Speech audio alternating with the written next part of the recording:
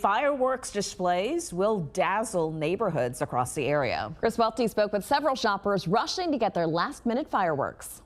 Early Wednesday morning, underneath the stars and stripes, eager customers line up at Fancy's Fireworks on the West Bank Expressway. We're buying as many explosives as we can legally get away with and having a good time tonight.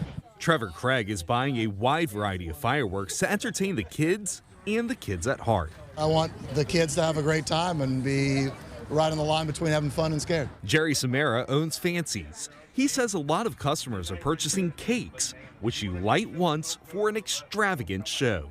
Each one's gonna have a different color, different report, different sound. Some boom, some crack, some whistle.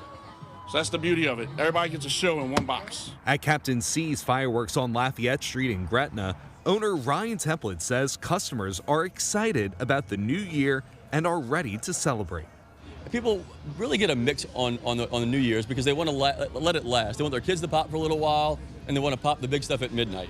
Templin began taking online sales to cut down on wait times. Fireworks is a very last-minute business, so try to make it easier on customers. On a lot of the firework packs, you're going to find really fun names, including Party 5-Pack, Pride and Honor, King of the Block. Who doesn't want to be King of the Block? And you know what? We found one person willing to be the Godfather.